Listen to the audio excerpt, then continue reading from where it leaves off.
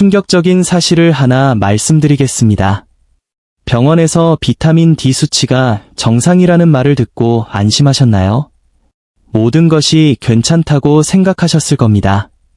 하지만 의사가 말한 그 정상 수치가 사실은 여러분이 의자에서 일어나는 능력을 조용히 앗아가고 작은 비틀거림에도 뼈가 산산조각나게 만들고 있다는 사실을 아십니까? 이 영상이 끝날 때쯤이면 왜 정상이라는 단어를 맹신하는 것이 여러분의 모든 것을 앗아갈 수 있는지 완벽하게 이해하게 될 것입니다. 지난 20년 동안 노인 환자를 진료해온 심장 전문의로서 저는 똑같은 비극이 수백 번 반복되는 것을 목격했습니다. 환자는 비타민 D 검사를 받고 수치를 확인합니다. 의사는 정상입니다 라고 말하죠. 그리고 6개월 뒤 모든 것이 무너져 내립니다. 엉덩이뼈가 부러지고 근육이 소실되며 독립적인 생활이 불가능해집니다. 하지만 아무도 그 원인이 정상이라고 판정받았던, 모두가 문제없다고 넘겼던 그 검사 결과 때문이라고 연결짓지 않습니다. 지금 여러분의 비타민 D 수치가 정상 범위에 있다 하더라도 몸속에서는 붕괴가 시작되고 있을지 모릅니다. 심지어 비타민 D를 챙겨 먹고 있다 하더라도 수많은 노년층이 매일 저지르는 치명적인 실수 하나 때문에 그 효과가 완전히 사라지는 경우가 많습니다. 그 실수가 무엇인지 정확히 알려드리겠습니다. 하지만 먼저 우리가 정상이라는 말을 믿었을 때 어떤 일이 벌어지는지 확인해야 합니다. 마가렛의 이야기를 해보겠습니다. 73세의 전직 간호사였던 마가렛은 강인하고 독립적인 여성이었습니다. 혼자 살며 모든 집안일을 처리하고 원하는 대로 삶을 즐겼습니다. 그녀는 정기검진을 받았고 비타민 D 수치는 30일이 나왔습니다. 의사는 전화로 모든 게 좋습니다. 비타민 D가 30일이네요. 정상 범위가 30에서 100 사이니 아주 좋습니다. 걱정할 필요 없습니다. 라고 말했습니다. 마가렛은 안심했습니다. 간호사 경력이 있는 그녀에게 정상은 곧 건강함을 의미했으니까요. 그녀는 모든 게 괜찮다고 믿고 자신있게 일상을 이어갔습니다. 6개월 후 화창하고 따뜻한 어느 날 아침, 마가렛은 우편함으로 걸어가고 있었습니다. 지난 35년 동안 매일 걸었던 익숙한 집 앞길이었습니다. 위험할 것도 없는 평범한 산책이었죠. 그런데 콘크리트 바닥의 작은 틈에 발이 살짝 걸렸습니다. 누구나 겪을 수 있는 아주 사소한 비틀거림이었습니다. 보통라면 아무 일도 아니었어야 했습니다. 하지만 마가렛은 중심을 잡지 못했습니다. 다리 근육이 반응하지 않았고 몸을 지탱해주지 않았습니다. 그녀는 속수무책으로 쓰러졌습니다. 높은 곳에서 떨어진 것도 세게 부딪힌 것도 아니었습니다. 그저 평범하게 넘어졌을 뿐이라 무릎이 까지고 창피함 정도만 느껴야 했습니다. 하지만 땅에 닿는 순간 그녀의 엉덩이뼈는 단순히 금이 간 것이 아니라 산산조각이 났습니다. 인체에서 가장 강한 뼈인 대퇴골이 마치 유리처럼 부서져 버린 것입니다. 극심한 고통에 그녀는 움직일 수 없었고 집 앞길에 누워 도움을 요청하며 비명을 질러야 했습니다. 이후 구급차, 응급실, 엑스레이, 그리고 핀과 나사로 뼈를 고정하는 대수술이 이어졌습니다. 3개월간의 재활치료를 받으며 다시 걷기 위해 노력했지만 그녀는 결코 예전으로 돌아가지 못했습니다. 다시 넘어질까 봐 혼자 사는 것이 두려워졌고 결국 35년을 살던 집을 떠나 딸의 집에 얹혀 살게 되었습니다. 정원을 가꾸고 요리를 하던 그녀의 독립적인 삶은 완전히 끝났습니다. 이 이야기가 비극적인 이유는, 그리고 여러분이 분노해야 할 이유는 이 골절이 예방 가능했기 때문입니다. 마가렛에게 일어난 모든 일은 피할 수 있었습니다. 6개월 전 검사에서 그녀의 수치는 30일이었습니다. 의사는 기준표를 보고 30 이상이니 정상이라고 판정했습니다. 하지만 30일이라는 수치는 마가렛의 몸이 필요로 하는 수준에는 턱없이 부족했습니다. 근력을 유지하거나 뼈 밀도를 지키기에는 턱없이 모자랐습니다. 이 기준 수치는 아이들의 뼈가 휘어지는 구루병을 예방하는 최저선일 뿐입니다. 즉, 구루병만 안 걸릴 정도라는 뜻이지 73세 여성의 건강을 유지하거나 낙상 시 충격을 견딜 뼈를 만드는 수치가 아닙니다. 하지만 아무도 마가렛에게 정상이란 단어는 결핍질환이 없다는 뜻일 뿐 건강하다는 뜻이 아니다 라고 설명해주지 않았습니다. 마가렛이 안심하고 지내던 6개월 동안 그녀의 몸은 무너지고 있었습니다. 비타민 D는 근육 수축에 필수적입니다. 수치가 너무 낮으면 근육이 신경신호에 제대로 반응하지 못해 비틀거릴 때 몸을 잡아주지 못합니다. 겉보기에 그녀의 다리는 멀쩡해 보였지만 기능은 고장 난 상태였던 겁니다. 게다가 비타민 D가 부족하면 섭취한 칼슘이 뼈로 흡수되지 않습니다. 우리 몸은 심장 박동 등 생명 유지를 위해 혈중 칼슘이 필요하므로 부족분을 채우기 위해 뼈에서 칼슘을 빼냈습니다. 뼈는 구멍이 숭숭 뚫리고 약해지며 사소한 충격에도 부서질 준비를 하고 있었던 것입니다. 그렇다면 마가렛의 적정 수치는 얼마였어야 했을까요? 그 답을 드리기 전에 로버트의 사례를 먼저 보셔야 합니다. 여러분이 지금 하고 계실지 모를 질문에 대한 답이 여기 있습니다. 76세에 은퇴한 건설 노동자 로버트는 평생 건강을 자부했지만 최근 다리가 무겁고 자주 비틀거리는 증상을 겪었습니다.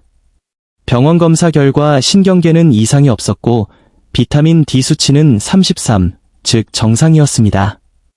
의사는 수치는 정상이지만 예방 차원에서 비타민 D가 들어있는 종합 비타민을 매일 드세요 라고 조언했습니다. 로버트는 의사의 말을 철석같이 믿고 6개월간 하루도 빠짐없이 종합 비타민을 먹었습니다.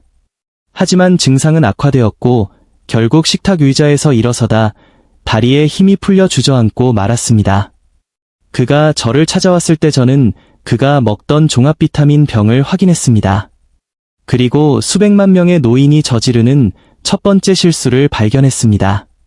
라벨에는 비타민 D 400IU라고 적혀 있었습니다. 400 단위는 수치를 올리는데 아무런 효과가 없습니다. 결핍증을 겨우 면할 정도의 미미한 양입니다. 60세 이상 성인이 낮은 수치를 적정 수준으로 올리려면 매일 2000에서 5000 단위가 필요합니다. 로버트는 필요한 양의 5분의 1도 안 되는 양을 먹으며 문제를 해결하고 있다고 착각했던 것입니다. 6개월 후 재검사 결과 그의 수치는 겨우 33에서 35로 고작 2포인트 올랐을 뿐입니다. 종합 비타민 속 비타민 D는 마케팅일 뿐 치료 효과가 없는 위약 수준입니다. 이것만이 문제가 아닙니다. 두 번째 실수를 범하면 고용량을 먹어도 소용없습니다. 78세 헬렌은 잦은 호흡기 감염으로 고생하고 있었습니다. 검사 결과 면역 결핍은 없었지만 비타민 D 수치가 29로 경계성 저하 상태였습니다.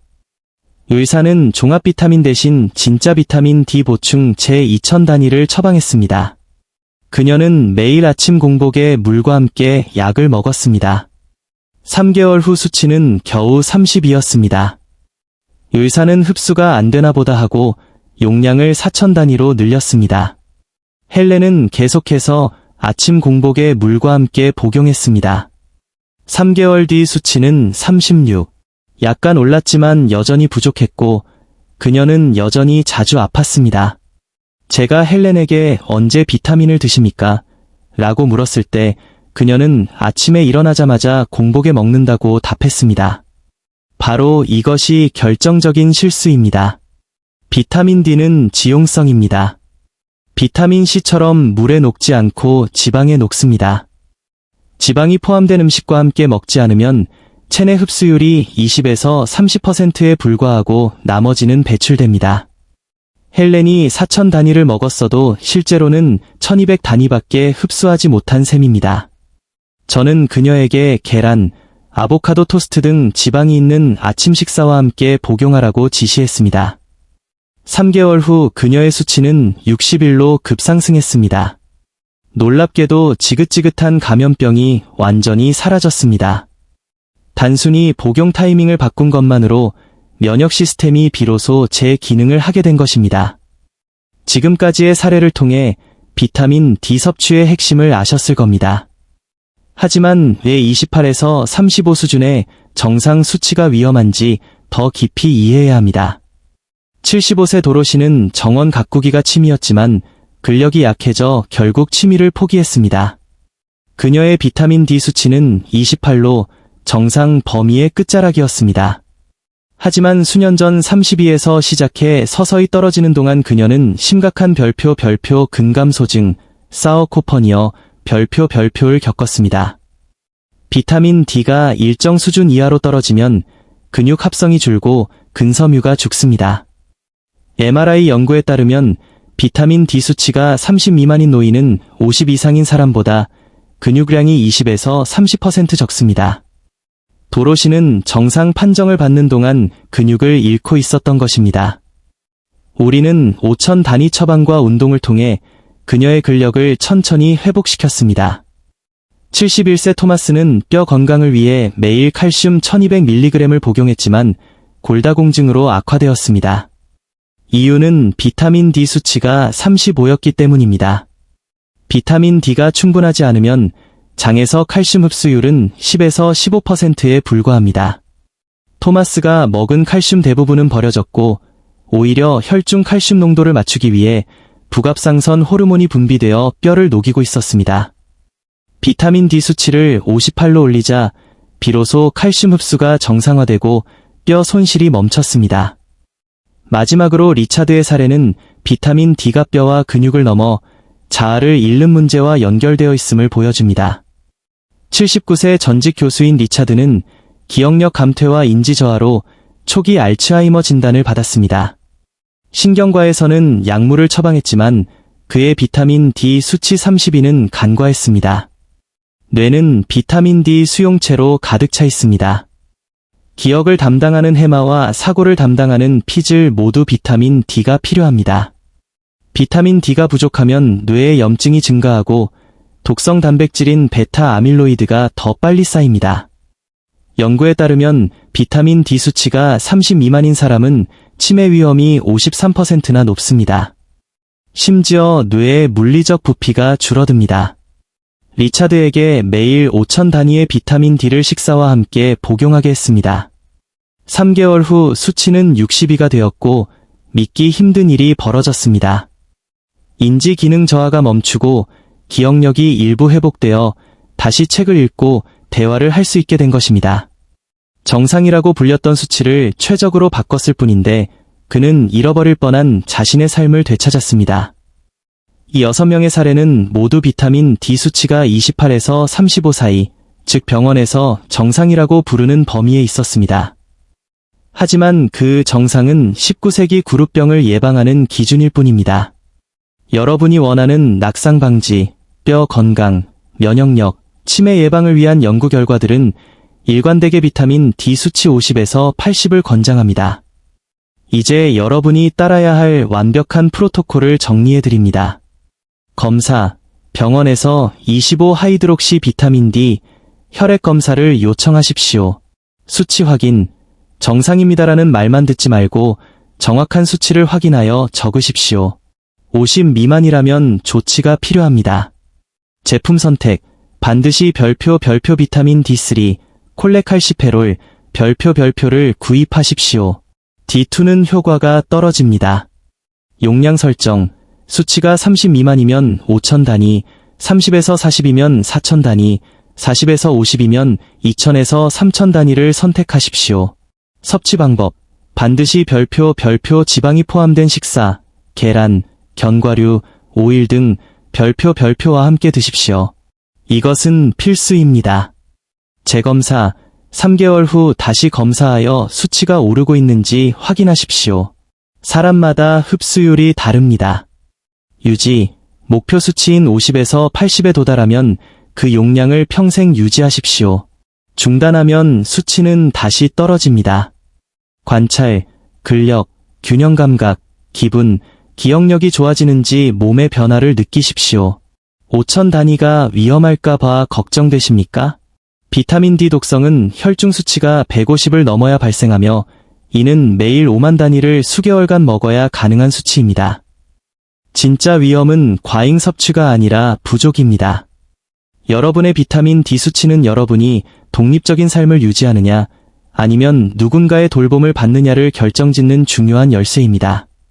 병원 검사 결과지 속에 정상이라는 단어에 속지 마십시오. 내 몸의 목소리를 듣고 정확한 수치를 파악하고 올바르게 섭취하십시오. 이것이 여러분의 노년을 지키는 가장 확실한 방법입니다.